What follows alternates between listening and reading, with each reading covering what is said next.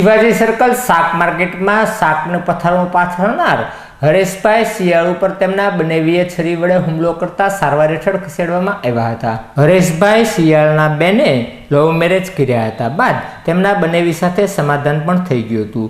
ત્યારે ફરી એક વખત કોઈ બાબતે બનાવ બન્યો હતો, જેના અનુસંધાને હરેશભાઈ શિવાજી સર્કલ ખાતે શાક માર્કેટનું પથારું પાથરીને બેઠા હતા। તે સમયે તેમના બનેવી સહિત બે વ્યક્તિઓએ આવી અને હરેશભાઈ ઉપર છરી વડે હુમલો કરતા તેમને સારવાર હેઠળ ખસેડવામાં આવ્યા હતા।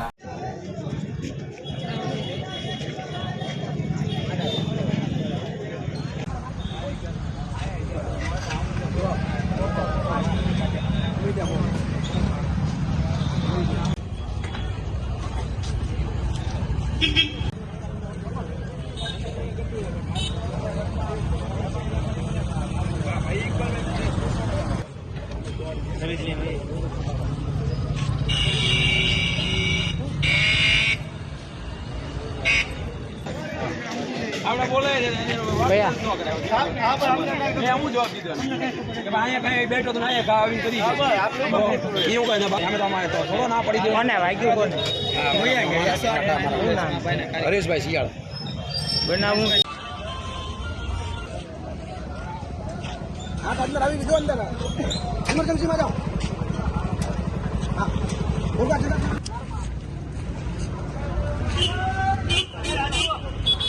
अरे राज्य कौन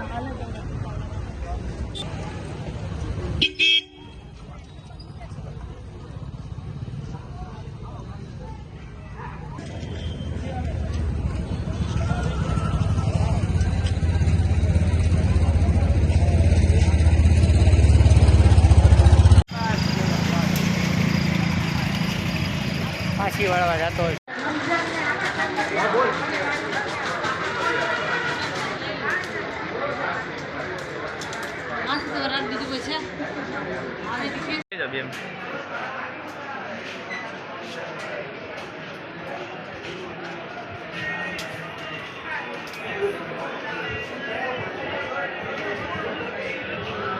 રાજુભાઈ કરશનભાઈ મકવાણા.